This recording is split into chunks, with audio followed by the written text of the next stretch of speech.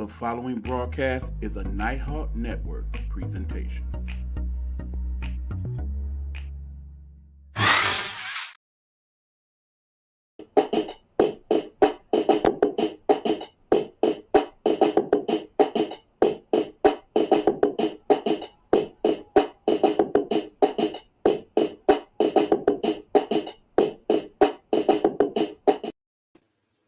What's good, my people? It's your boy E Buck in the building, ready to talk some sports with y'all. I am so glad and happy to be a part of your life for this moment in time, whether you are watching live or if you're checking out the broadcast after the fact. Either way, I appreciate you. I truly do. Let me finish getting set up here on this end, and then we can get into it. Very busy week in sports, of course.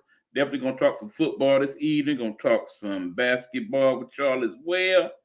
Definitely going to get into it.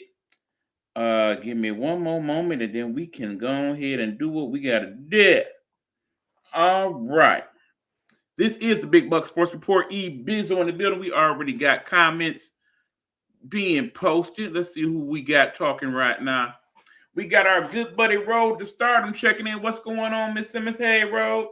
Hey, Eric and Hugh. I'll be watching while I do my show. And of course, if you want to know what show she is talking about, we're going to jump right into it with the promo. Because we always want to show our good buddy Road to Stardom love because she always shows us love in return. And we appreciate you very much for that, Road.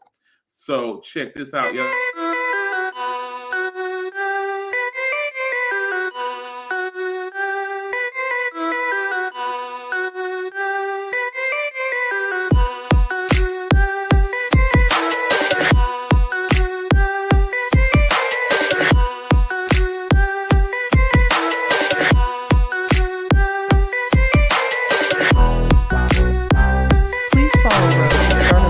On Blog Talk Radio or where most great music podcasts are located.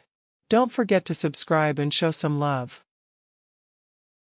Again, thank you very much, Ro, for your support. Always, we appreciate you. We also got my good buddy Hughley checking into the building. Thank you for all your love and support, Ro. He has definitely echoed my sentiments on that there. All right, y'all. So where should we get started? I think we're going to get started with the NBA.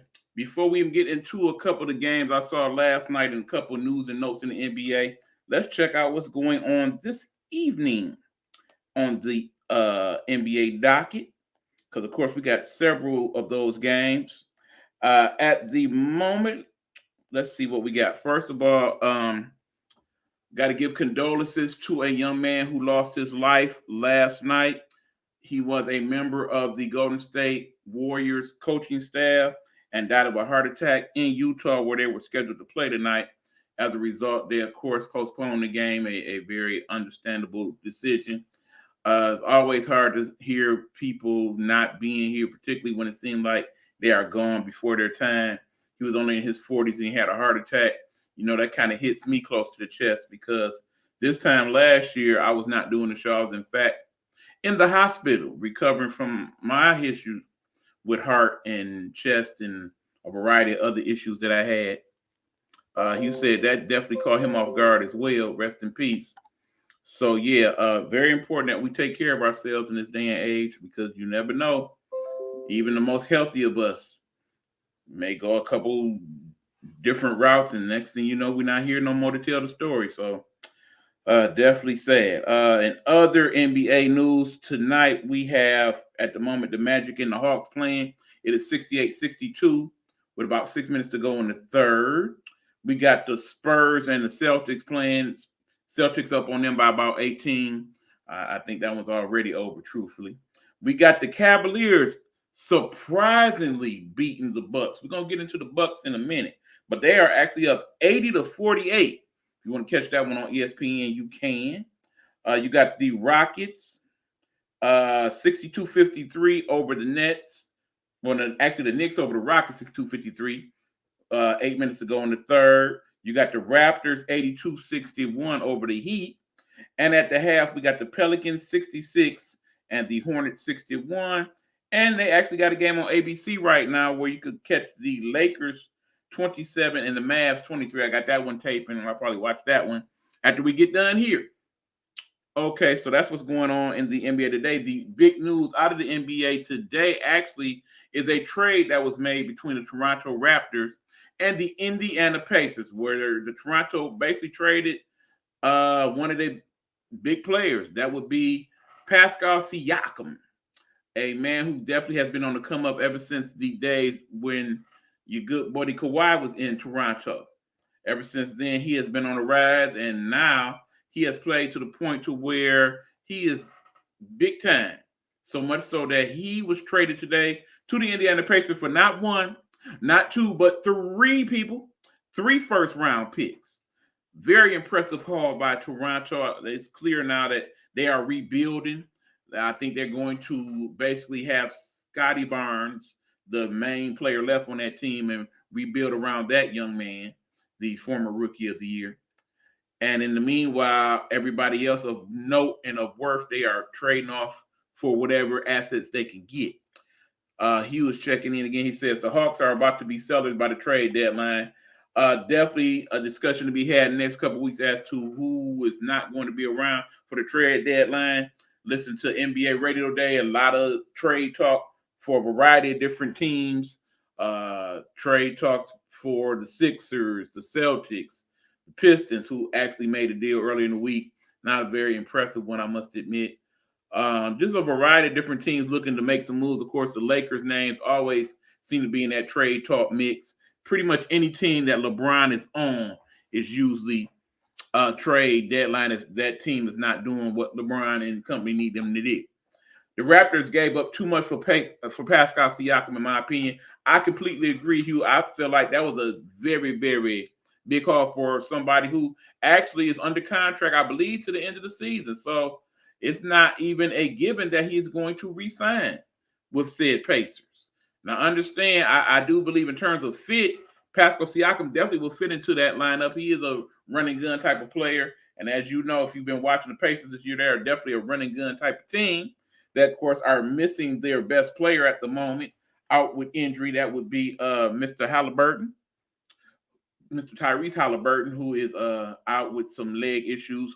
I think they're supposed to re-examine his progress in another week or two to see where he's at. So in the meanwhile, Pascal is coming at the right time to kind of help out, as the Pacers are kind of like in the middle of the pack in terms of NBA standings right now. Again, Pistons, who actually won a game on Monday, amazingly enough, now they are a whopping 4-36, are actually making it interesting against Minnesota. They're only down 9 against a team that actually has the best record in the West right now. I don't see them pulling this out. I mean, we've been here before with the Pistons. Pretty much their status quo in terms of how they play. Either they start the game out and just basically die out in the second, or they pretty much hang to the half, do a little something with third, and then they pretty much died out in the fourth quarter.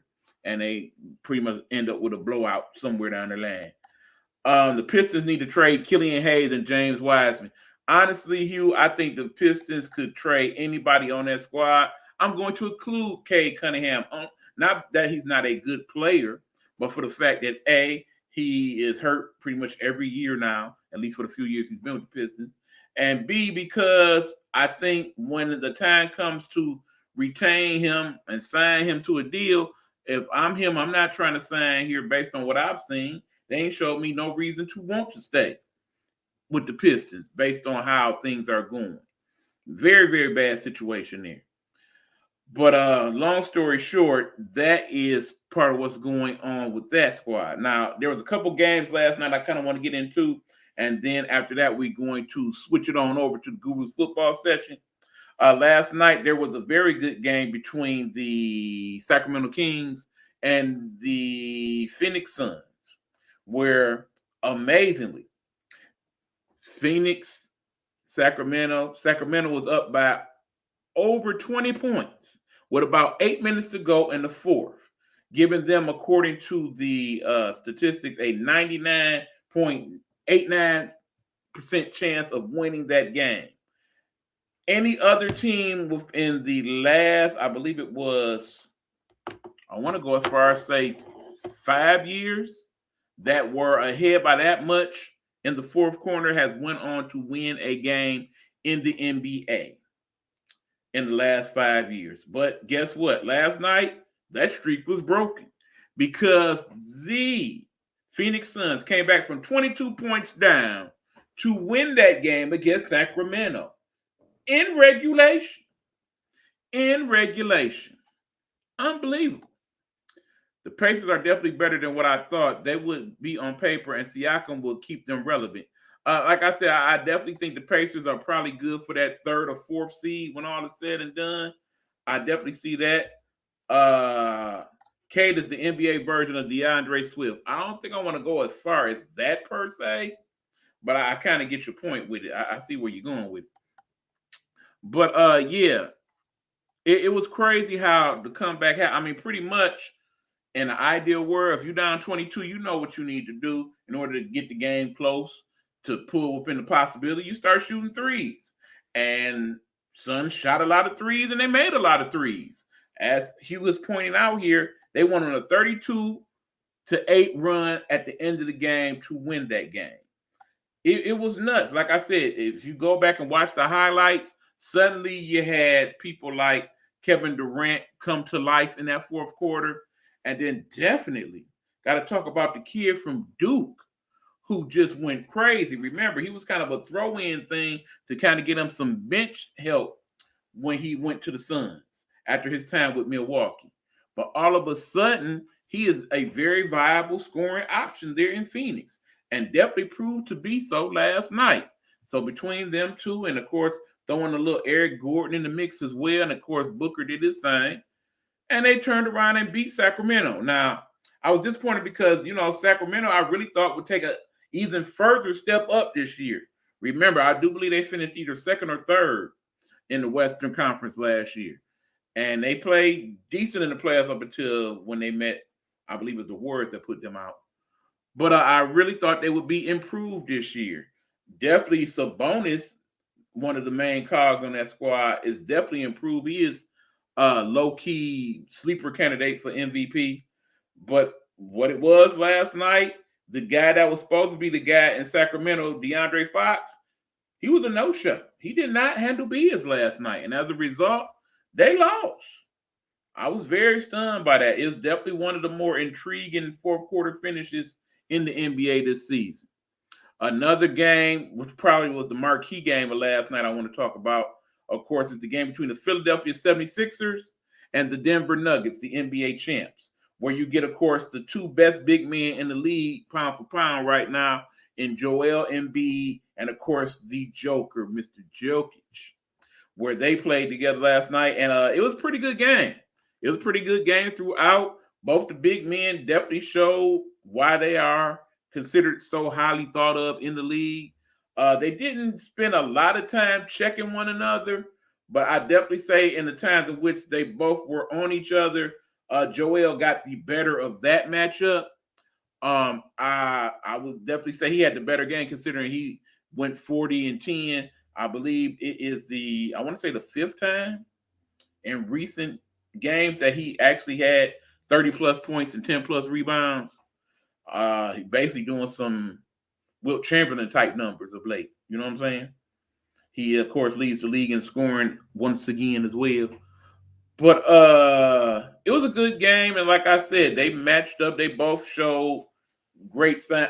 Bottom line, if you are looking to have your big man and have him have a skill set, that is the type of skill set you would want him to have.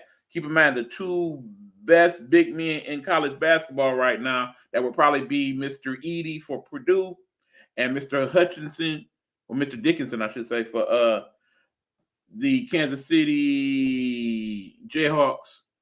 Those two guys, if you are looking to make the league, you need to pattern your game after one or either both of these individuals.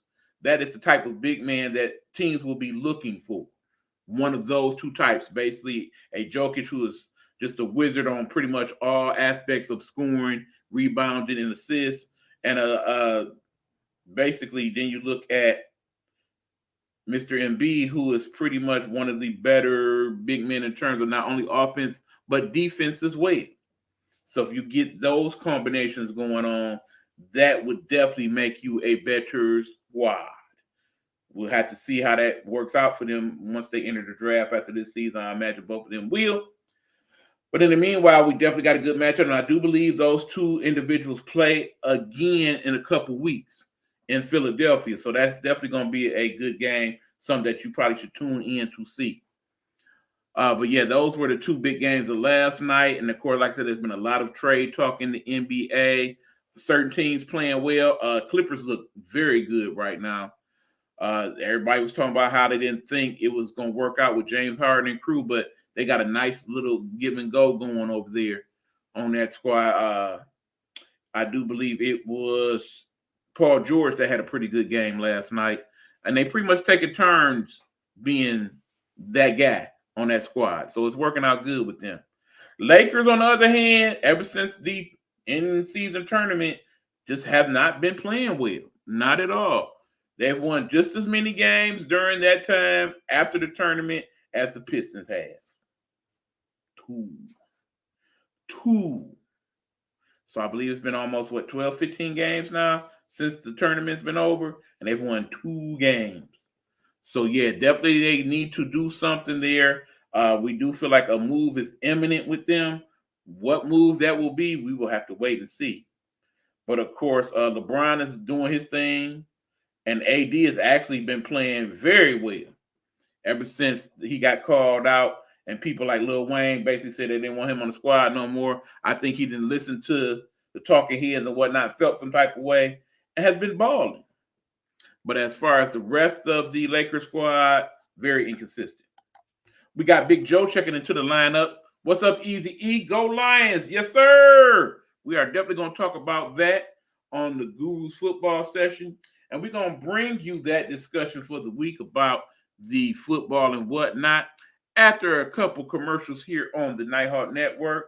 When we come back, we're going to bring to you live and direct from the Nighthawk Network studios a little show that we call the Guru's Football Session as part of the Big Buck Sports Report. We shall return after these messages. Y'all remember that from back in the day? After these messages, we'll be right back, and we will. Nikki. Let's talk. Let's Nikki. Let's talk. Let's talk. Let's talk. Nikki. Nikki. We're not asking for your permission. We're not seeking your approval. We're claiming what's ours in the name of our ancestors. We are their answered prayers. This is more than a movement. This is a revolution. Black innocence. What's good, my people? Y'all. What are yours today? What's good, my people? Y'all know what time it is. It's time for the show within the show, the one we call the Guru's Football Session. Of course, we cannot do the Guru's Football Session without the sports guru himself. That would be Hugh D. Lee. What's going on, Hugh? What's going on, E-Man? Everything good on your end? I sincerely hope so. We shall see momentarily. In the meanwhile, you know what it was this week. We went on to that next level in the NFL. That's right. It was time for the playoffs. And it was a good week of playoffs. We're going to talk about all the games, of course. Then, of course, we got to talk about what happened on Black Monday and what's been going on since then as well. And then, of course, to finish it off, we're going to give y'all our predictions for this next week of playoffs. So first and foremost, Hugh, where you want to get started? I want to get started on the Saturday slate of games. All right, which one? Where we going? The first one, man, because I've never thought in a million years that that'd even happen due to the fact that I believe I made predictions, or when we made predictions, I think that I went with Cleveland. I believe you did go with Texas, but I definitely was like, I thought Cleveland possibly win because of their defense. But Cleveland defense was a no-show, man. And the funny thing about it is we're going to talk about that later on, too, because remember I talked to you and I told you what Mike Parson had to say about their lack of effort when it came to Cleveland tackling and what Cleveland game plan was against the Houston Texans. But I yeah, find man, it it was crazy. a crazy game. I find it crazy, of course, in this day and age of podcasts and people with their own podcasts, you don't see most of the NBA or MLB players talking a lot of junk about players they actually play during the season. You know what I'm saying? It only seemed to jump off like that with these NFL podcasts or It was podcasters. funny. Yeah, it was funny too because you know what message I told you, and the message I told you I sent my nephew. I should have sent it to you. I think I did, but yeah, man. I said you need to focus on y'all game. Y'all got to play tomorrow, man. Why is you so worried about this Cleveland game with the Texans? But yeah, I was surprised too, with that game because it was 45-14. That was the total, but at the same time. CJ Stroud was like 16 to 21, 274 yards and 3 scores, man. He was perfect. And then Devin Singletary, remember they kicked him off and they gave him the boot from the Buffalo Bills, man. All right. One man trash is another team treasure, man. He had 66 yards and a touchdown, and he's did relatively well ever since Dameon Pierce been injured.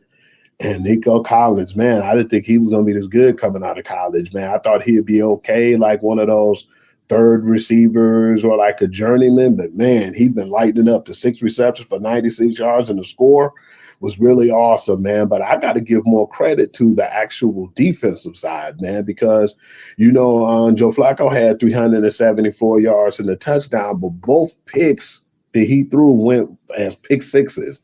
And that was crazy, man. That's what really was the icing on the cake, those 2 extra touchdowns, man. And yeah, I never thought in a million years they would put a stumping on them like that. Yeah, Jamin Njoku played good with the 93 yards, but he didn't get in the end zone. And at the same time, man, every time they got close, it seemed like Flacco, man, either they was reading his plays or he was just, looking down his receivers, man, because them 2 pick sixes, it wasn't just like, oh, I picked you and I got 10 yards to run, man. They ran for like 50, 60 yards on multiple pick sixes. I just want to give credit what credit is due on that game. Credit to the whole Houston Texans organization for setting things up for them to be able to succeed in the manner of which they have. First of all, as you know, we talked about it last year, Hugh. The Texans was bad, but they was like this close in a lot of those games last year. I told you they very much remind me of that first year of Dan Campbell and the Lions, where, yeah, we lost a lot of games that year, but we was close in most of those games. So what the Texans did, they went with all their resources. They did good in terms of free agency. They did great in terms of the draft. I think they right up there with us in terms of who they drafted and how well they have incorporated them into the gameplay. You forget, DeMeco Ryans is a rookie head coach. This is his first head coaching job. You could not tell by the way he coached that game. He definitely outcoached the guy on the other end. And then, of course, you got to get an ultimate respect to CJ Stroud. I actually saw an interview that the great Calvin Brodus, you know him, of course, as Snoop Dogg, gave recently on one of those mini podcasts where he talked about how, basically not only how proud he was of CJ Stroud, but just how he felt like he knew that kid was going to be a good quarterback just because of his work ethic and, how he was already, even at that young age, that he had him a leader of men. And we really didn't know just how good CJ Stroud was going to be. A lot of people, when he went to the second pick, there was like a lot of them were saying maybe Richardson should have went ahead of him, or maybe even Levis should have went ahead of him, that he was like a little step down toward, some of the other quarterbacks that went in the draft. But clearly, when you look at it now, not only was he head and shoulders above all of them, but we're pretty much looking at the rookie of the year, and you arguably got to give him some votes for offensive player of the year based on how he done played. But yeah, I was, I did feel like the Texans was going to win. Like I said, I did predict they would win. I thought this was going to be a lot closer game than it was, though. And when all was said and done, Texans, they stepped up. They was at home, and the home crowd definitely helped them out. And, I just was very, very impressed with them. The person that you ain't really think about, Ian, I don't think that you gave enough credit to, not even the actual, and I give credit to DeMeco Ryans, CJ Stroud, and all them guys. But the worst thing that could have happened, and I'm laughing right now as we speak, is because of the fact is Nick Casario is the head right now. He's the general manager of the Houston Texans. He was a scout guy in New England. He was the talent operator, vice president, and all that other good stuff. And Bill Belichick, ego, man, shipped him out of town. You know, he did not want to give up that position when he was already getting too much on his plate, man. That guy goes to Houston. He helped them with their scouting. He helped them with the talent and just what he's trying to build over there with that actual program is amazing. And I thought that it was going to take a little longer, to be honest with you. But yeah, man, sometimes the turnaround can be fast. You could be the worst to first within a year apart. We've seen that happen with the Los Angeles Rams. We've seen that happen with us just this year. Just a lot of We seen crazy it happen things. last year, Hugh, with the Jacksonville Jaguars. They had the number one pick, and look how it turned out for them a couple of years ago. We seen it happen with the Cincinnati Bengals. In a couple of years, they end up in the Super Bowl. Well, quarterbacks, man, is valuable in this league, man. You got to have a good one, man, in order to, you know, do well in the league right now. And I was really impressed with some of these young guys, man, who stepped their game up. And we would definitely be talking about more of them, too. And I want to go into the next game, man, because I got to tell you something if you ain't see it already, man. You know, it was like 70 people who I'm in a hospital right now from that Kansas City game from hypothermia. I'm not surprised. It was Just saw that. I mean, unfortunately, I definitely want to say a prayer to all those people that's been suffering in this extreme cold, because it's pretty much taken over most of the country right now. And there are people in a variety of different cities, including Chicago, Des Moines, and a couple other places I heard where people have died from the cold. So please stay warm, y'all, and do what y'all can to put yourself in a situation. If you got to wear this in the house to stay warm, heat and all, you do that, man. Do what you got to do. It was guys in the crowd with no shirts on and everything. That was a crazy situation. I knew it was cold when Patrick Mahomes ran into somebody trying to get the extra yards and his helmet broke, man. And they had to get this man a new helmet. And I showed you that picture when the guy went and grabbed the water and it froze right there in his hand. And understand, people, your National Football League helmet this day and age, very, very strong and sturdy. So it would take some type of extreme something for it to break to that degree. So yeah, it was tough. But I gave credit where credit is due, man. They're more of a versatile team now. It took me a while to understand this. We look so much into the razzle dazzle of Patrick Mahomes' arm and throwing the ball deep. You know, that's pretty, that's fun to watch. But now they got a more balanced team, man. I feel like the receivers still need to step up. But Rashid Rice played really well. Travis Kelce actually, you know, been playing well as usual. You know, he just getting double, triple team. But Isaiah Pacheco, man, that dude's a machine, man. He run angry all day, every day. And that defense, man, is just as good too, man. And that defense is just as strong as that offense. I never thought that they'll break even, but they're a balanced team, man. They might not be pretty to watch like how it used to be, but yeah, man, people better not slip on them, man. And I got a surprise with you on one of my positions. Probably won't be too much of a surprise, but yeah, that 26-7 win spoke volumes, man. And people were like, "Oh man, two of them never played good against good teams." But you can tell, man, just the simple fact that they screwed up and didn't beat the Bills and took that number 2 seed and played at home. That was a difference, man, because that type of weather they was in, they never really was used to that weather. And I'm not going to give no excuses, but you know Jalen Phillips, man, and you had Bradley Chubb, and it was a lot of people out on defense with that game, man. I was surprised that it was actually this close to 26-7, but I give credit where credit is due. Kansas City, man, know how to win, and they went in there and handled business. I think it was more Miami lost that game than Kansas City won that game. Kansas City just basically went with their standard game plan. And for the most part, it worked. I mean, truthfully, they should have been a lot more explosive offensively in that game. Kansas City should.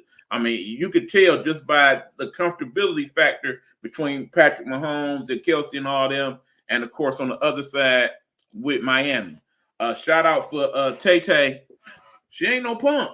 I'm surprised she actually even showed up for that game. Remember, you fellas, you ain't got to go to that cold-ass game. You really do love that boy. If you came to that game in Kansas City, And that coach she had, you got to admit, that was kind of sweet though. That was kind of sweet. The coach she had. You seen that one, Hugh? I want to talk about that coach, man. That coach was hold on, Hugh. and I seen the pattern and what it take to make it I look. Yeah, that was actually dope. I give credit where credit due on that coach. I liked it. I thought you was about to freeze me out as usual, man. You take a little credit, but no, check it out though.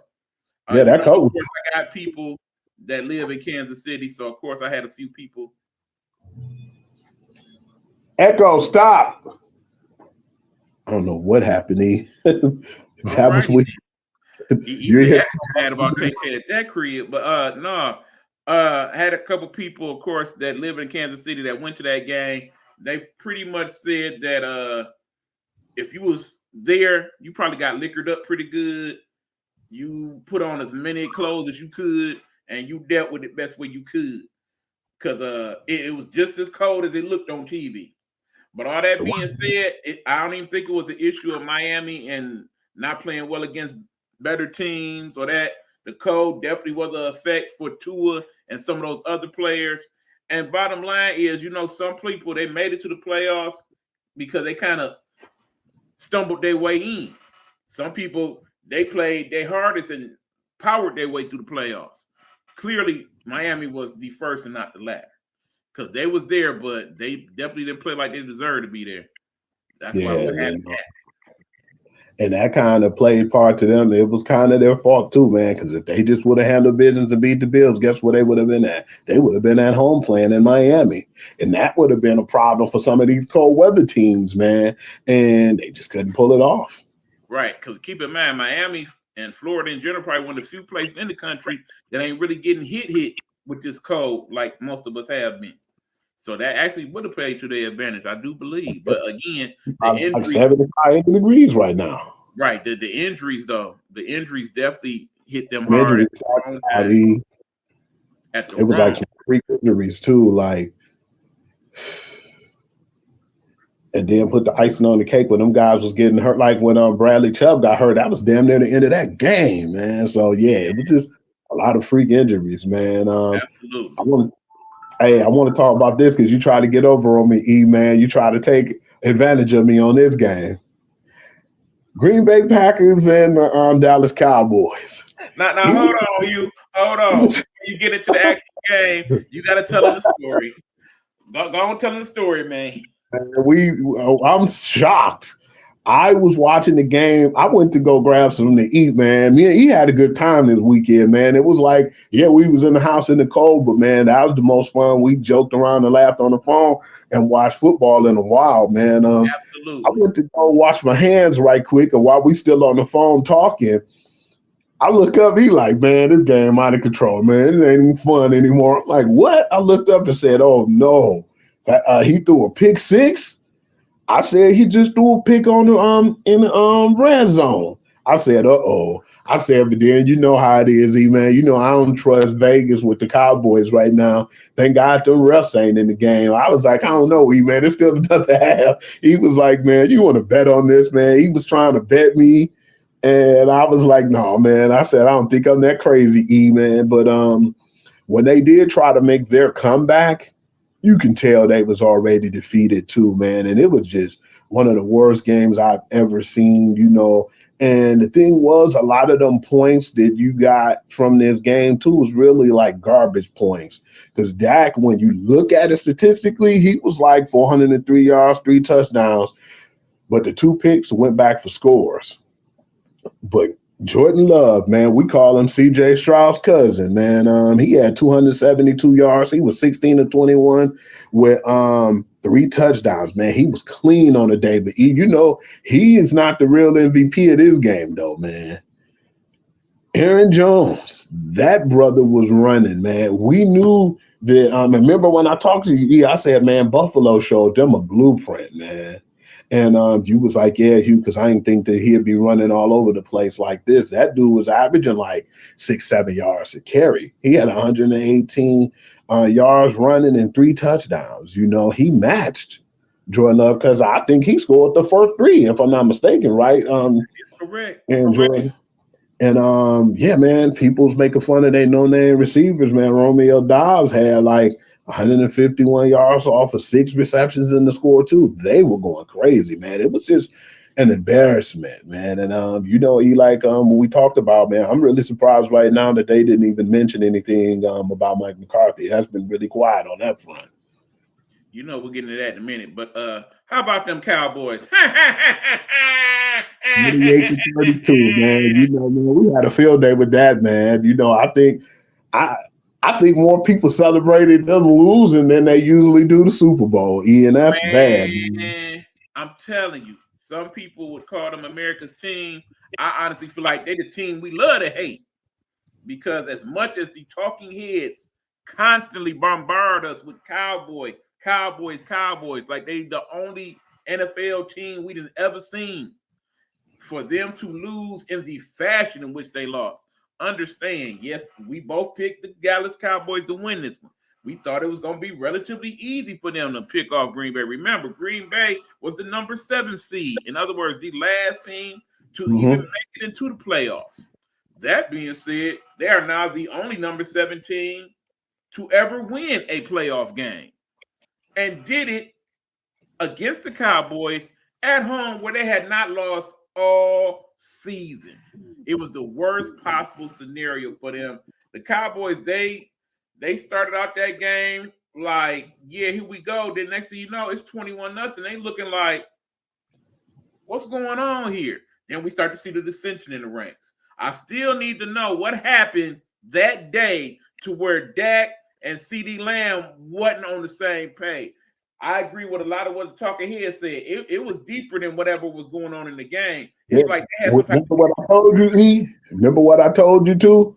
I said, man, don't he look like your boy AJ Brown on the sideline right now? I said, I've never seen CD Lamb act like that. Like I haven't seen him act like that in Dallas or when he was in Oklahoma ever. So yeah, that's surprising. I think something transpired in conversation either that day or the day before. They clearly was not. And then, of course, Dak, in the effort to try to keep him quiet and shut him up, started forcing the ball to him. And it was all she wrote after that. Because, hell, the one interception, I predicted it. You remember we was on the phone. I was like, he about to throw it to him. He about to throw it to CD Lamb. And sure enough, he went that way. And the defensive back was thinking the same thing I was thinking. Next thing you know, he picked it and he was to the house. It was insane. That Jair Alexander one was incredible. The one he got on Brandon Crooks, that diving one where they both went for the ball, but that one was clearly a mistake on Dak and him trying, like you said, to force feed CD Lamb and make him happy. And that game just never, after that score, I said, yeah, it's over, man. They're definitely not going to come back. They made it a little interesting, but on that 4th down play when they didn't convert, I said, yeah, man, I thought that they was going to make it closer than what they were, but the game wasn't even really that close to 48-32, to be honest. Not at all. And I tried to get my man Hugh to bet me and get some of that ice cream off of him. You still owe me some ice cream. I don't care what you say, man. Yeah, you can grab one of me, man, but you wasn't gonna cheat me out of nothing. You know, we got to save our game for now, man, because that was the last Sunday game on the night. The Rams and the Lions, man, that game had me nervous. You know, I was pissed at one point when we had them 2 and 3 and outs, man. I wasn't too happy, man. A lot of suspect stuff went on in that game, and a lot of people might look at us like we played a dirty game because, you know, a lot of people thought that was a dirty hit on Tyler Higbee, and then they definitely felt like with the hit. As I said, Hugh, it was bad plays on both sides. The refereeing ain't changed in the playoffs. We still have some bad referees. It was pretty rough, man. It was some suspect calls. You know, we seen a lot of stuff too. Like, man, what was the hold on, you know, in Hutchinson, man? He got dragged to the ground literally by a shoulder pad. At least 4 or 5 times that game. They wasn't even calling anything. Had at least about 4 or 5. It was like Stafford threw them boys a nice little bank before the game or something. I don't know, but it seemed like Detroit versus everybody all the time when it come to these games. But my man, Jared Goff came out willing and dealing, man. But then this is the thing I was talking about too, even when I was upset before we even got on air. I says, C.J. Gardner Johnson needs to shut his mouth, man, because you yapping off at the mouth trying to mess with Baker. y'all got cooked, man. Let me go to them stats right quick, man. Stafford had 367 yards through the air, almost 400 yards and 2 touchdowns on the day. And Puka cooked him and Cam Sutton. That was the worst play I've ever seen, man. It was like, I'm not saying it was a lack of effort, but I just felt like Puka Nakua made a fool out of them guys, man. He had 9 I don't know receptions. whose secondary was worse, you. Was it the Cowboys or ours? Because in both of those games, the secondary was getting burnt like toast big time.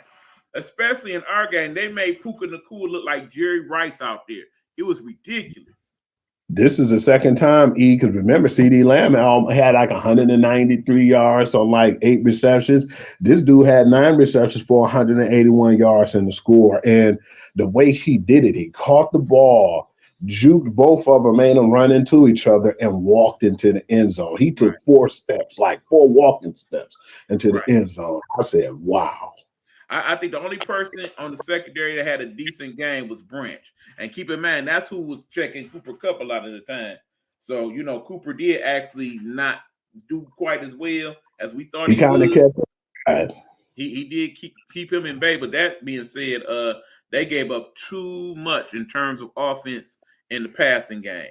So, yeah, I was concerned about it during the course of the game. But I really think we won that game in the first half. Jared Goff and them came out guns a-blazing. They ran the ball. They threw the ball. They got it to people. Thank God Laporta was healthy enough to play. He did contribute big time. We needed that touchdown. Right. I'm surprised they didn't go to a lot of the hokum pokum plays. I don't know if that was by design or basically because they felt like they didn't need them or if they saving them for later on down the line. Because, you know, everybody was waiting for so-and-so is eligible. And we didn't really see too much of that in that game. Yeah, people was hyped too, waiting for that to happen, man. And but you know, I feel like the real MVP of that game was Amon-Ra St. Brown because I was scared, man. And when we got that first down, I was able to breathe in. A lot of people was hitting me up like, Hugh, how you doing over there, man? You good? I was like, man, I was calmed in, but I was like, man, we all were on the edge, man. But that was the best game to me out of most of the playoff games because most of them was blowouts and it was embarrassed to watch. But that game went down to the wire. It went down to the wits. And the funny thing after that game was, man, is the fact that did you see how the fans like to start hovering over Jared Goff when he was leaving and when he was going home? Man, they was calling him the king of Detroit. They pounded him and his peoples, and it was really good. If Jared Goff could somehow manage to at least get us to the game, as in the big game, he may not ever have to eat on his dime ever again here in the city.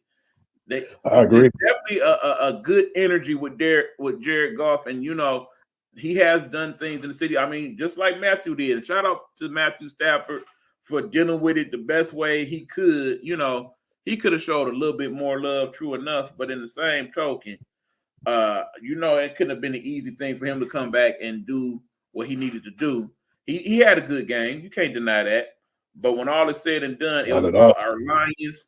The home crowd was outstanding. And I think for however good it was this week, it's probably going to be even better in this next week. Because with it being a little bit warmer this weekend, I think you're going to have an even more vibrant crowd. And it's really, really going to knock the roof off that bad boy. But, yeah, the Lions. Big up to my too, E. Before we even get to the next game, you already know who we got to big up, and you ought to be ashamed, man. You the one who put me on it, and I started to look at it more and seeing more from this one man. But everybody else got that. No. You silly man. That's an inside joke, y'all. That's an inside joke. You a silly dude today, man. But our man's Rex Ryan, man. Rex Ryan been showing us a lot. I was kind of scared when he said what he said yesterday. I said, chill out, Rex. Don't go that far yet. But yeah, did you hear what he said? No, what'd he say? He said, it don't even matter who come here next week. They're going to get their ass kicked. Eagles or the Buccaneers. I don't know when it happened, but Rex Ryan became one of the biggest Lions fans it seemed like. And another person that's been showing us a lot of love, too, got to give a shout out to Colin Cowherd, who definitely been showing the Lions a lot of love on his broadcast. And, you know, it's hard to get that dude love, man. No doubt. No doubt. Yeah. This game right here, moving on to the Pittsburgh and the Bills, we was kind of worried about this one, man. For one, we both love Mike Tomlin and what he doing, his grounded work, being a brother and being in a position of where he's been. Every time he's been with the Pittsburgh Steelers, they haven't had a record under 500, man. That's amazing. And he's been there for like how many seasons? Like 18 seasons, Mm-hmm. And it was like, that game could have been closer than what it was, man. I still feel like, unfortunately, and that was just a good play. When Mason Rudolph tried to throw that pass in the end zone, and it got picked off by what's his name? Dang, Elam. He got picked off by Elam. That was they was picking on Elam at first because they was getting chunk yards on him, and he just adjusted and caught a good play in the end zone, man. And when he got that interception, they would have only been down by they'd have been down by possibly a touchdown then, because after that they ended up getting the 3 and out and going back down and scoring.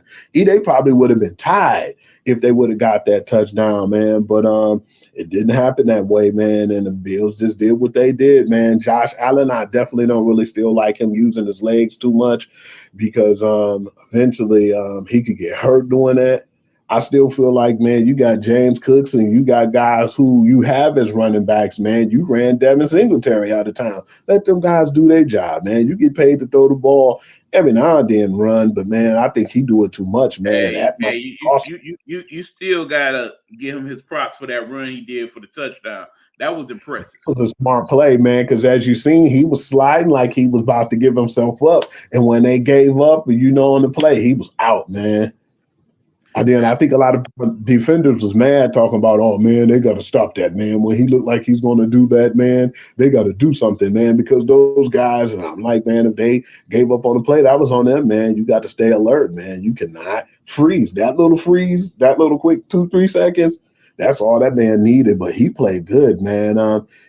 It wasn't normally what he do as far as gunslinging, but the 203 yards and 3 touchdowns was unfeasible, man. I like the fact that he put the 2 tight ends in the game, too. They said that was history because the first quarter he passed to both his tight ends, and they said that's never happened before in the playoff game. But, yeah, man, I still give props to Mason Rudolph, man, because that's the Steelers was only going to go as far as he got them, man, because the other guys definitely wasn't the answer on that team. And just got to give props to the Bills, man, because they clamped down and it looked like they was down and out, man, and they went on a run. And to win this game now, Kansas City got to come to them.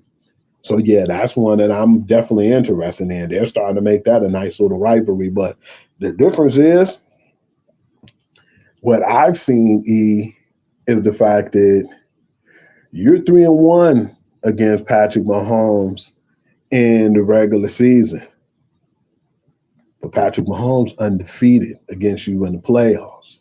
Indeed. So, yeah, I'm definitely interested in seeing what this next round gonna have to offer. Okay, well, like I said, I think one of the things we definitely learned this weekend was that football fans definitely love their football. Between the people that showed up in Kansas City, cold as it was, the people that showed up to the Lions game as cold as it was, they definitely showed they love for football. But don't nobody love their football like them Buffalo Bills. When you know what they had to go through just to make that game possible. Understand, people, that the night before, it was about 1.5 feet of snow in the stadium itself. When you look at what that field looked like at game time, I was stunned. You would have thought that it had never snowed there ever, as clear as the field was. And to get from there to there in that short period of time was remarkable. And remember, in order to do that, they had a lot of the citizens of Buffalo come out and shovel. That being said, they showed these seats in the stadium that they did not have time to clear out. A lot of people that were at the game, they had to sit in piles of snow, cold as it was. For them to feel that stadium the way they did and ride that game out, you can say nothing bad about Buffalo Bills fans as far as I'm concerned, because I don't know if people in other places would have did all that. It looked like North Pole, man. As much as remember, it was snowing so much. Even we seen when they first showed it on like Sports Center and other TV broadcasts, dude, you couldn't even see anything in there, man. It looked like it was actually a white tornado in that stadium at the time, man. And Right.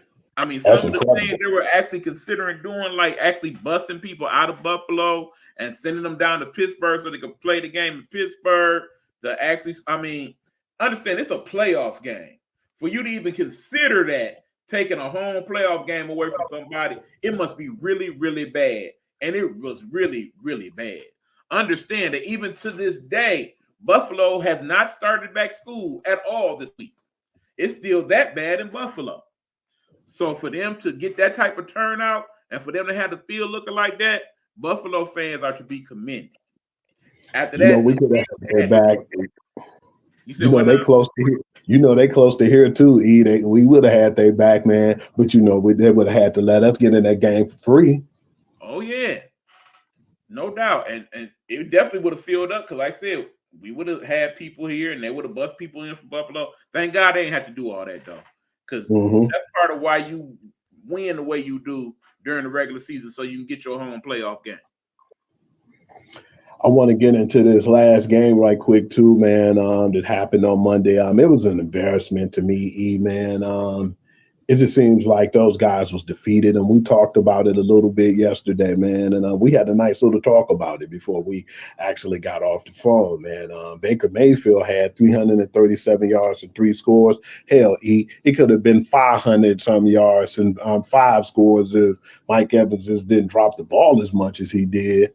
And they ran the ball at will, and the tight end, Cade Otton, was looking like David Njoku. It was like the missed tackles and the lack of effort on the Philadelphia Eagles. It was just, I couldn't believe it. I was shocked, man. And it seemed like this carried over from like the end of the season, like when they was losing to teams like the Giants and getting beat real bad and just really not putting in a lot of effort, man. It just really was ridiculous to see, man. And I was really surprised because, it was a lot of people had freak injuries on that last game before going into the playoffs. But it seems like, man, nobody was tackling, and it was like nobody was being held accountable. It was just bad all around, man. They need to definitely fix that in Philly right now, man, because it's like the lack of their passion. It was like, we understand Jalen Hurts was jacked up, man. That finger don't supposed to bend the way it did on his throwing hand. But I still feel like Devontae Smith seemed like he showed up. DeAndre Swift, they just basically had an answer for him. And then on top of all that, we look at, and it was pretty much a lack of interest on the part or the behalf of the Eagles, but we had to give credit where credit is due, man, because Baker Mayfield was to the point where he got cut by like 2 teams. And then he came over and played good for LA, and then they end up giving him a chance over here with the Tampa Bay Buccaneers, and then they went to a divisional round with a team that we were surprised that even won that division, how bad it was. But they still won a playoff game, and they'll be coming to us next Sunday. But at the end of the day, man, I give credit where credit is due and Todd Bowles and that defense, man. But the sad part is they knew the blitz was coming, man, and it was like they just couldn't stop it. I mean, you got to give Tampa Bay credit in general. Remember, this was pretty much supposed to be a throwaway transition season for them. Nobody expected them to make the playoffs. Nobody expected Baker to play as well as he had. We figured he'd do okay. He'd probably do just enough for them to give him another shot next season. But not only has he pretty much won that job and won him a nice little contract in between, regardless of whatever happens with the Lions this Sunday, but he basically showed that, you can redeem yourself. You can change your outcome from what it was. I mean, much like how Geno Smith did last year, Baker showed that, no, I do belong here in the league, and I am a good quarterback. I am a good leader of men. I can be a franchise quarterback, and here's my resume. So, got to give him a lot of credit. You also got to give Todd Bowles a lot of credit as well. Remember, they pretty much was saying, this is last year. He on his way out the door. He just finishing up the the run, but no, he basically showed that okay, if given a chance and allowed to make proper adjustments or whatnot, he can make that defense better. And it is a good defense.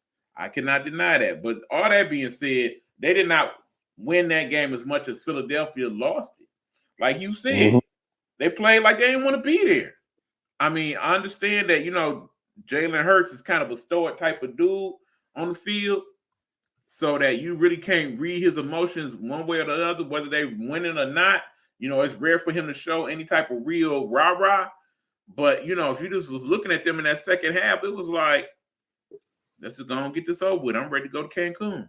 They didn't want to be there. And I got to blame that on the organization, and I blame that on the coaching in general. You're supposed to have your players ready to play. We got a great motivator here named Dan Campbell.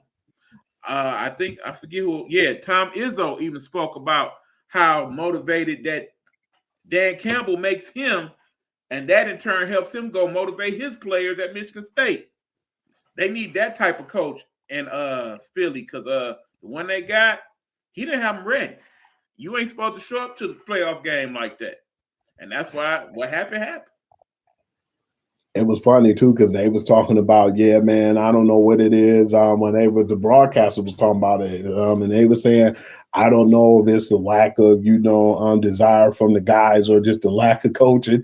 As soon as he said that, it was a fan with a picket sign to fire Sirianni, man. I just couldn't help but laugh and say, yeah, man, it's funny, man. I still feel like Shane Steichen, man, they missing him big time, man, because when he left.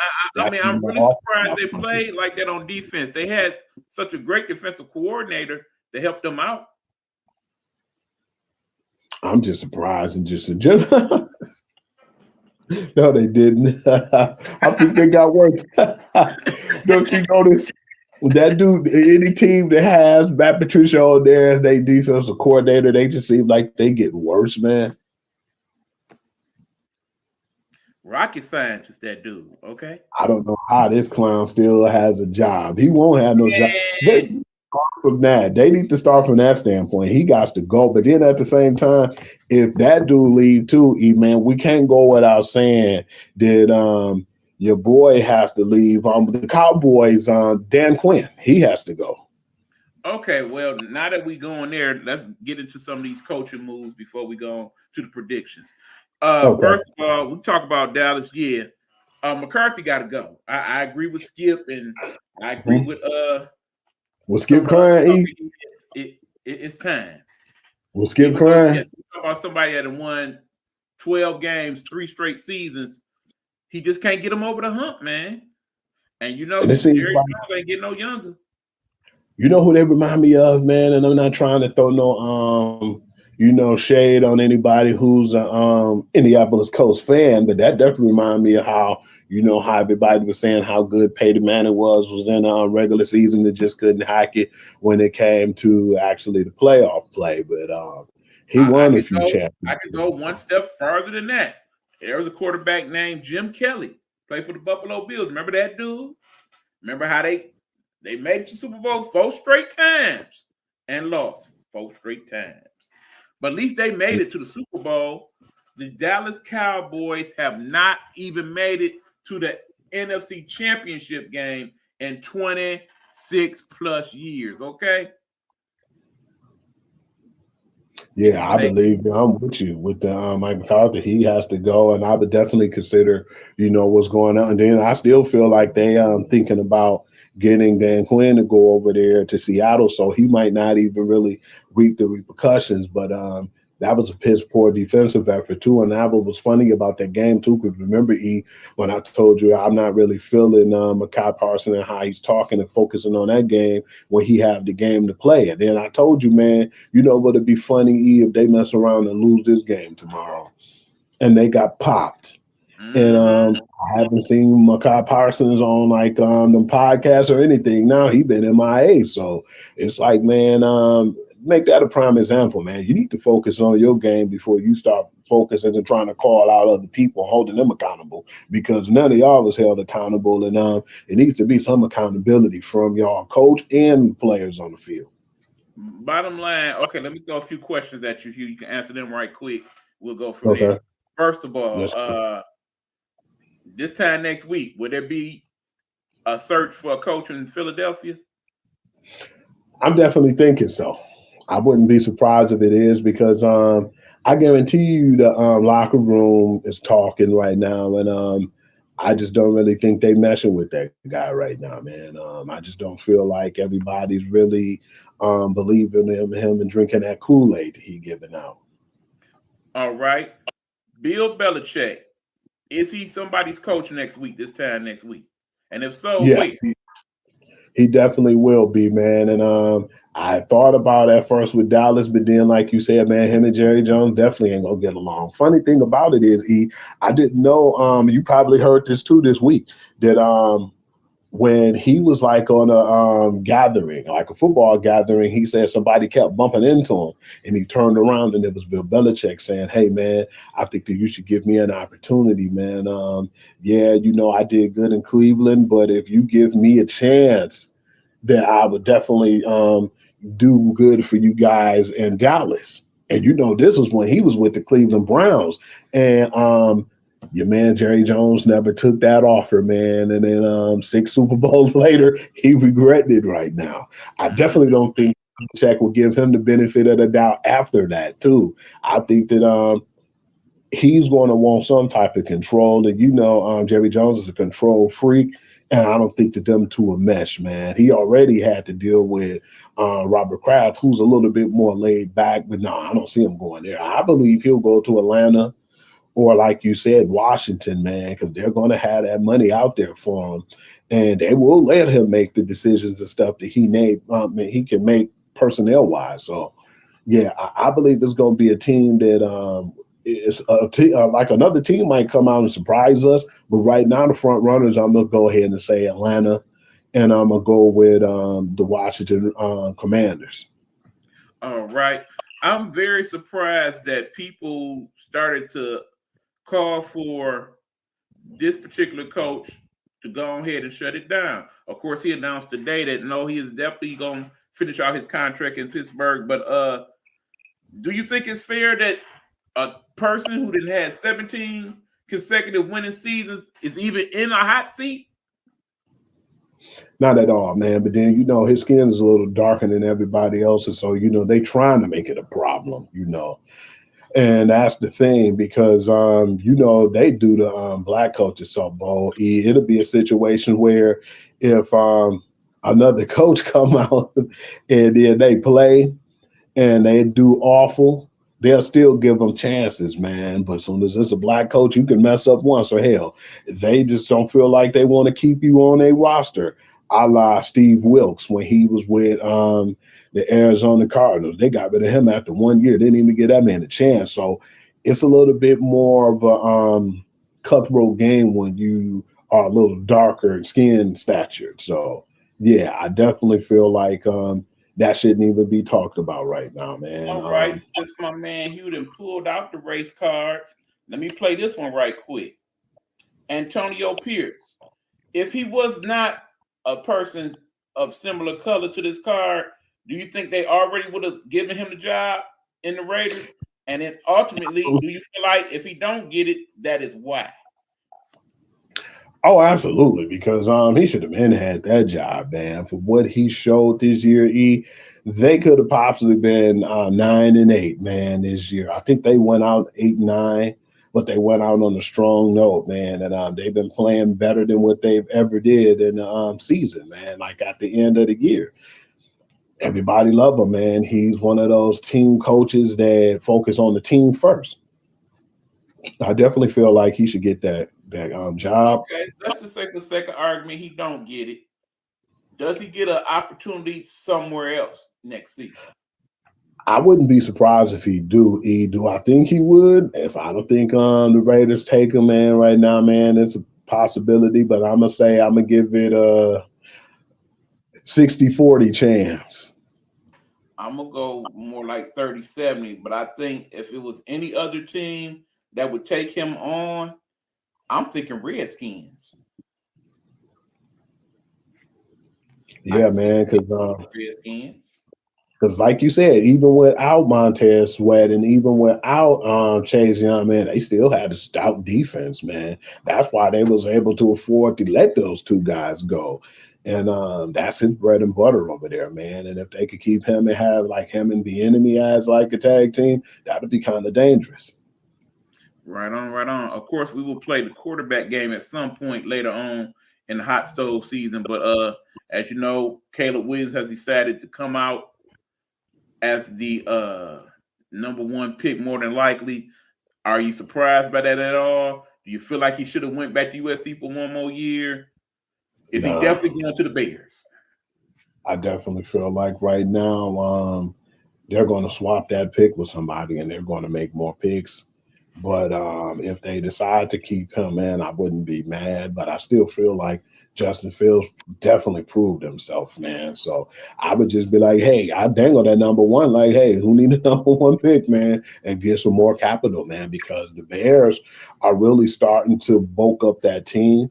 And if they could get more draft capital, I think that can help them within another year or so.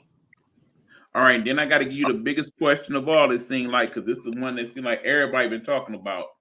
Our good buddy Jim Harbaugh, will he take an NFL job or will he go back to UNM?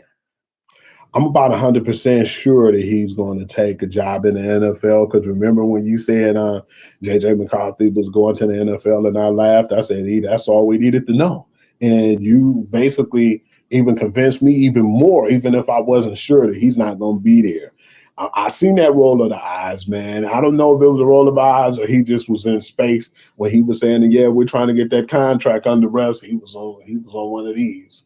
Like one did. So I was like, yeah, man, I don't think he's worried because remember, the Los Angeles job was the job he was going to trigger last year, and he didn't get it. And now it's available again. Yeah, he ain't gonna mess up on this opportunity, man. I would almost bet everything I own, including the drawers on my body right now, that he is not coming back. Now, Hugh, agree. Me and you talk virtually every day. I'm probably the first person that done said Harbaugh ain't coming back. And how long have I been saying that now? Whew, I think when he first got suspended. And I'm talking about the first time he got suspended in September. When Michigan suspended him. Right. I felt like that then. I still feel like that now. He is not coming back to Michigan.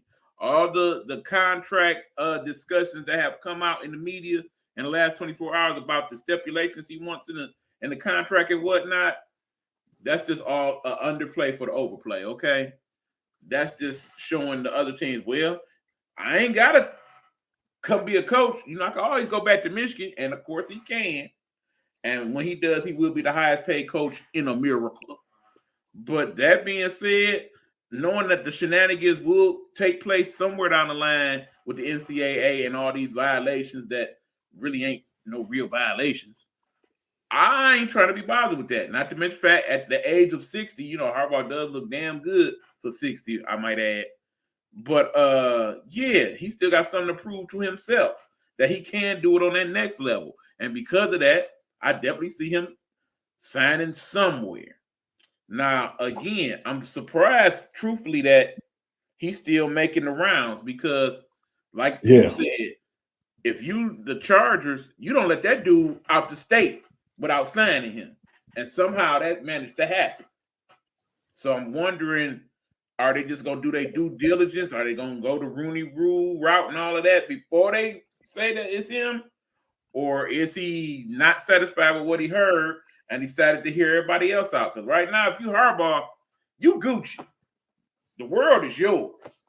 You can not go to the NFL, go back to Michigan. You could take whatever pretty much job is available. Hell, you could even do the ridiculous. And he said, I'm not even going back to Michigan or the NFL and take another job somewhere else across the country. Who knows? I still feel like if he lets college football, hey, I'm available. It's probably about 4 or 5 coaches that will be on their way out the door right now.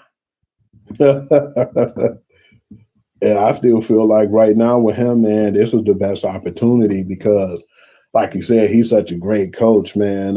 He didn't get the credit where credit was due. People was down on him because they didn't feel like he didn't beat the Michigan States and Ohio States and some of the bigger caliber teams, and he crushed those teams as of late. And now I feel like since he's did the things that other people said that we haven't done in a while as Michigan coaches, he already did it now. And there's possibility for him to move on and, like you said, try to get him a Super Bowl, the biggest His of them all. resume speaks for itself. His family's resume speaks for itself. If your name is Harbaugh, you have coached in college or pro, you have won everywhere you have been. Not just Jim, but his brother John and his father Jack. They have won wherever they have coached. That in and of itself should let you know, yeah, you know what's good. That being said, if I had to pick a choice, I still say he ends up with the Chargers. Who wouldn't want to be with Justin Herbert, man? Especially if you're a quarterback guru like that dude. No doubt. Okay. Before we move on, I got a couple names I want to throw in the mix that ain't nobody really talked about in these coaching searches, since we got all the blue bloods out there with the Rabels and the Belichicks of the world. Kellen Moore.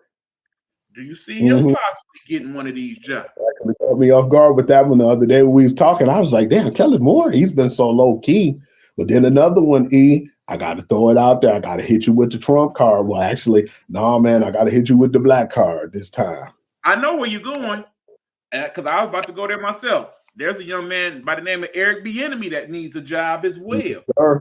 I got another one up your sleeve. Grab that card. I got another one for you. Leslie Frazier. Oh, yeah. Oh, yeah.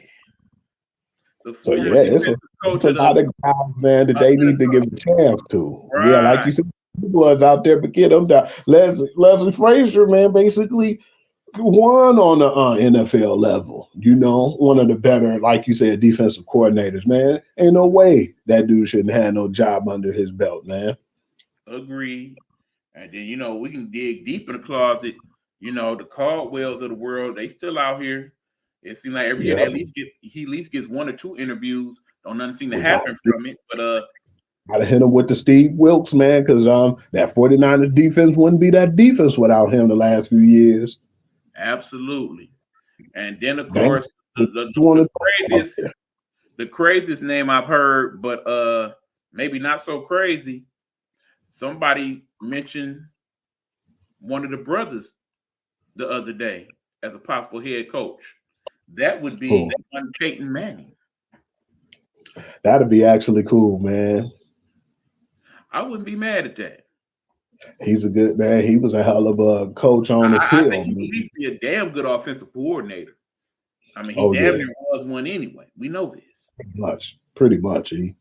All right. Well, all that being said, y'all, before we get on to this week's predictions, let us take a small commercial break.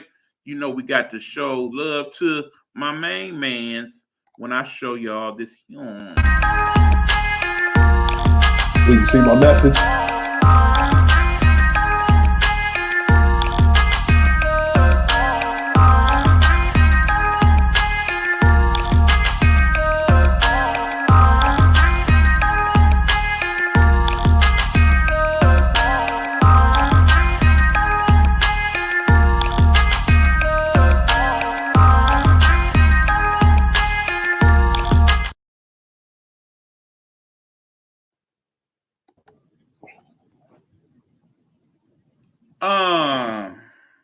We're back. I just got a very interesting message from one of my homies. Really? Yeah. Keep that on the low. But okay, then. Tell now.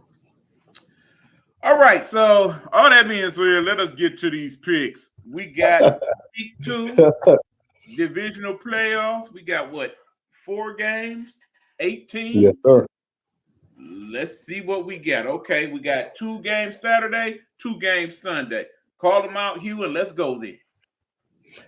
All right, man. We got the Houston Texans versus the number 1 seed Baltimore Ravens, and they got the Ravens by 9. And weather in Baltimore, it might be a little cold, might be a little rainy, because I do believe they'll get whatever weather we gonna have the day before. So weather might be a factor. That being said, I think we got a really good game coming up with that one. I'm really looking forward to seeing those two defenses go at each other, because Yeah. I definitely think both the Texans and the Ravens will score in that game. The question is how much.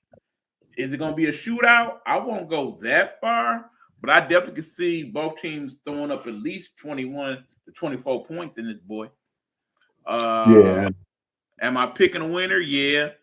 I'm going with Mhm. the Ravens, but I think it's going to be close. Yep, I'm going under, and I got the Ravens myself in that game. All right. What's the point spread on that one, Hugh? It was 9.5. I mean, no, it was 9. I'm definitely going under on the point spread, most definitely. And then we have the Green Bay Packers taking on the number 1 seed, San Francisco 49ers. And that game is by 9. They favored by 9 to win that one. All right. I got to shout out, of course, my good buddy, Joseph Richardson, my childhood friend from way back in the day, who is a diehard San Francisco fan. Also got to shout out to my cousin, Mr. Sabah, my cousin, who is a diehard 49ers fan as well. I do believe I will keep the party going this week. Joseph, if for whatever reason the Packers pull the upset, based on all the stuff you've been talking on your page, bruh, you're going to get hit. You do know that, right? I hope you understand that ahead of time. But that being said, I don't think it's going to happen this week. I do believe the Niners handled their business. Then they had time to rest. They got that potent offense. They got the good defense. They can see what Green Bay is capable of. Definitely don't see Jones running rampant on that defense like he did the Cowboys. So no, not at I'm all. definitely Ain't for the no. Niners, and I'm actually going to go with that point spread. Yes, sir, because it's hot in San Francisco. I definitely will take that spread if I didn't take any other. Yes, sir. Okay. And we're gonna go with our with the Tampa Bay Buccaneers against our Detroit Lions, and they have us favored by, it actually went up, 6.5. Okay, people, here's the thing. This is the scenario that we didn't really take account for, because we just definitely knew the Cowboys was going to win. We was going to be in Dallas this week. But no, it's a whole new ball game. Still going to be cold here. Not nearly as cold as it was last Sunday, but I fully expect the fans to light up Ford Field, much like they did that last game. Tampa, welcome to Detroit. Prepare for your butt whooping. I got my Lions.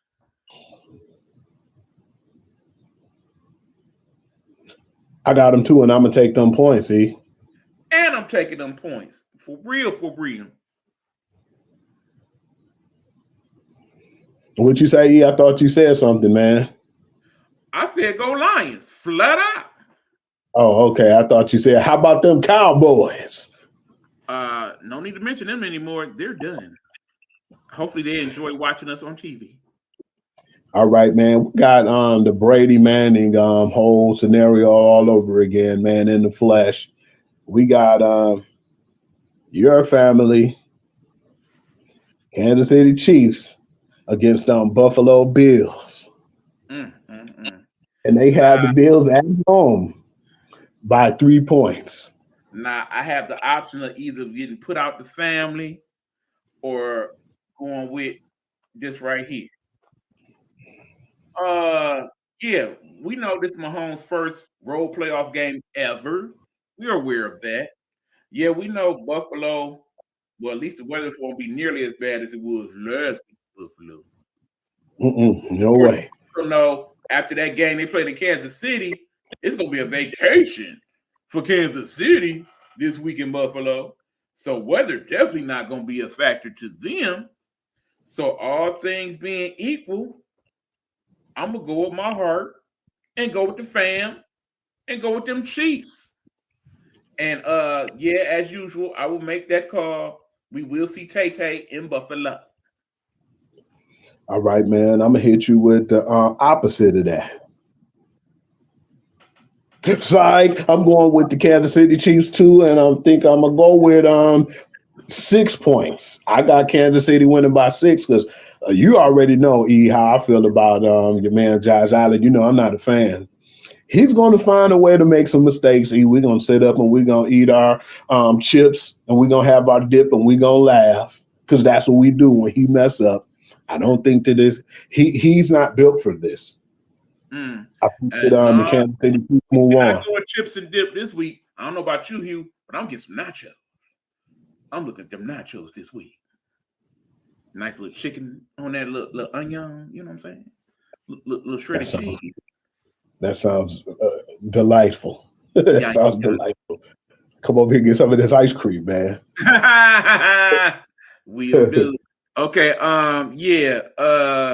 Looking forward to that. And people, let Tay live her life, dog. She supporting her man. Y'all ain't saying nothing about her moms and them being at the game. His moms became about as big a celebrity as the rest of them. She on Extra all the time and getting all the interviews on Today Show and all that. Y'all ain't hating on mom. Tay earned my respect, man. She didn't leave that suite, man. She stayed in that suite when they either had a warming station for the fans. She stayed in that suite and represented. So, yeah, she earned my respect.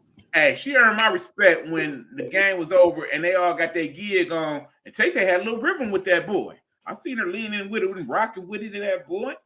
Like, get it, Tay. Get it. Tay tried to do too much. She need to chill before she get jumped in the Kansas City streets. You know how dangerous Missouri is. Okay, man. Y'all know that's funny. I know we from Detroit, but yeah, y'all know y'all kind of, especially my family in St. Louis. Y'all know how y'all.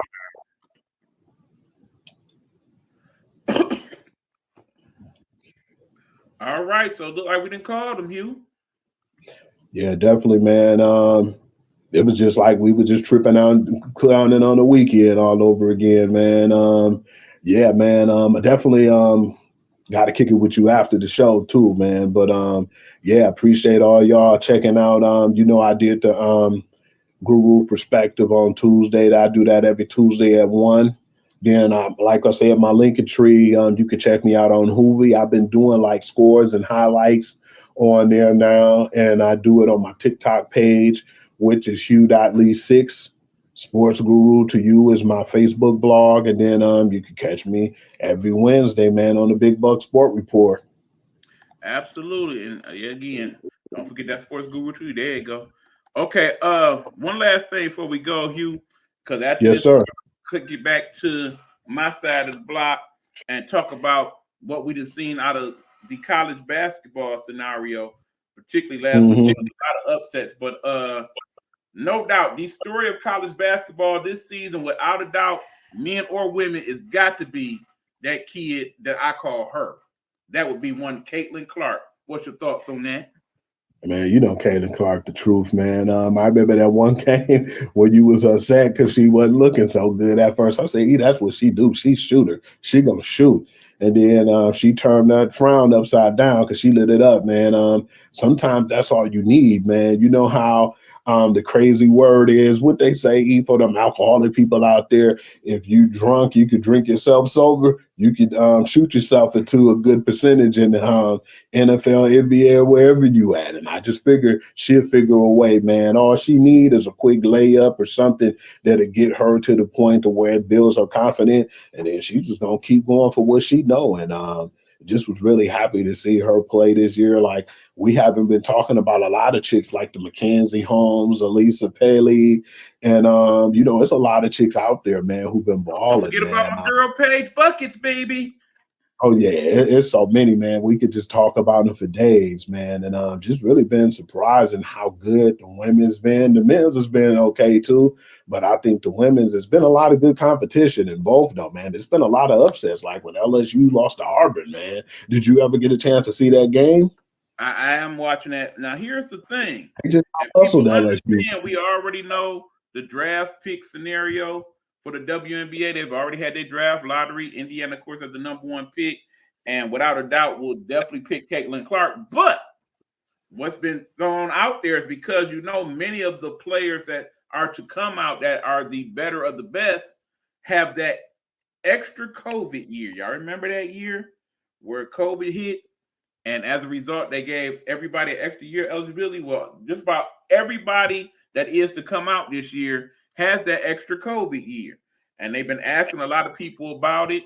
It seemed like Paige Beckers is leaning toward actually staying in school. They, of course, asked Caitlin Clark. She's very non-committal at this moment.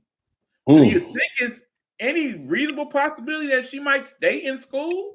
Keeping in mind that No. NIL deals are ridiculous for these women athletes, particularly when you talk about Paige Beckers, Angel Reese, and Caitlin Clark. I would definitely roll out, man.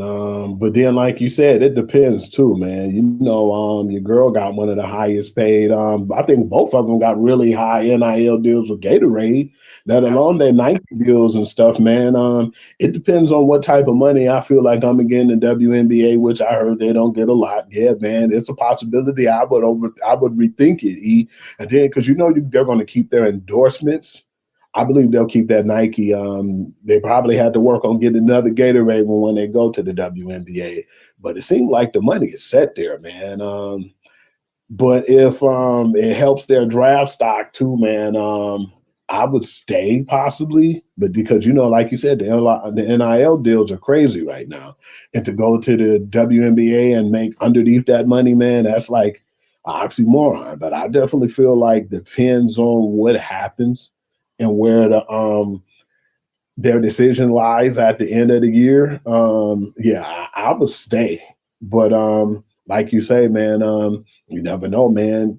They might just feel like the competition is not enough now, man, and they want to go and play where they feel like they can match pound for pound and see who's the best athlete, you know, in basketball. But yeah, money-wise, I would definitely stay. It's a smart move, but you never know, man. They just probably want to go out and just, you know, have more competition at some point. Hopefully they do better by the WNBA too financially, man. That'll definitely make it a little bit more intriguing, you think?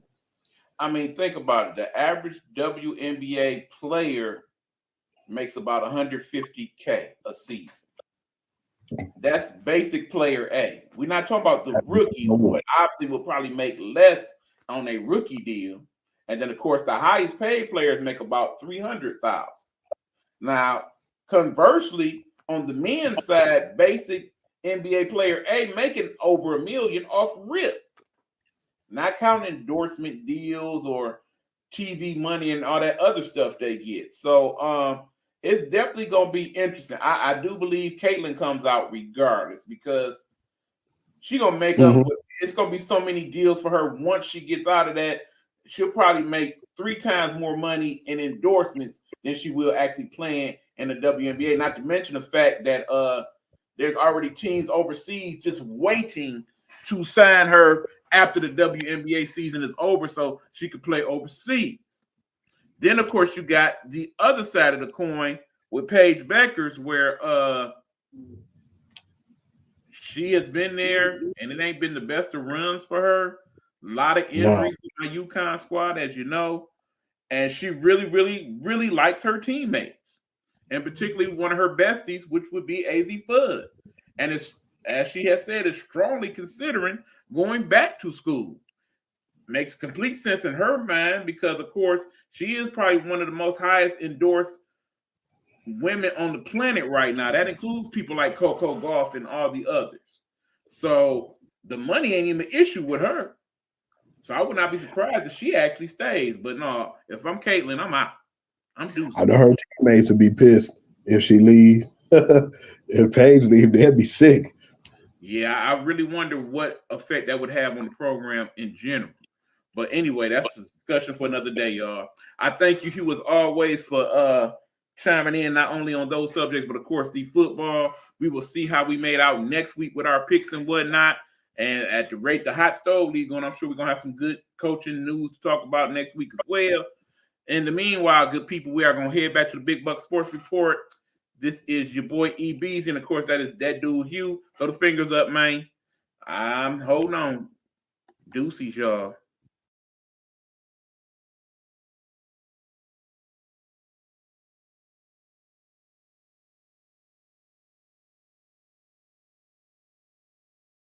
Hold on, let's try that again. That was your boy Hugh as part of the Big Buck Sports Report, the Goose football session. Thank you always, Hugh, for chiming in with your insights. We appreciate it. Basically, before we head up, I would just say that we're going to get into some good talk about the NCAA.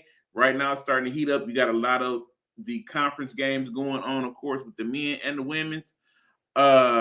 Definitely a lot of upsets last week in terms of men and women. So big time shakeup in the standings right now.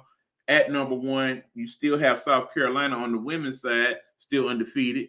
But on the men's side this week, I believe the number one team in the country, let me double check that. But I believe it is UConn, the men's team that is number one. And of course, got to shout out the women, the Lady Huskies, who have moved up to number 9 this week. They were actually making it entertaining against Seton Hall this evening. Let me check a few of those scores right quick before we head on out. They did indeed beat Seton Hall, put a nice run on them in the fourth, and they won 83-59. Pistons, of course, lost again. No surprise there. Did not know this team was struggling the way it was. Detroit Mercy, the University of Detroit Mercy here in the city, 0-19 now after losing tonight to, let's see, who did they lose to tonight? Robert Morris. Although they did push it to double overtime. But yeah, 0-19. Definitely the worst record on the NCAA side. Apparently that Pistons is rubbing off on them.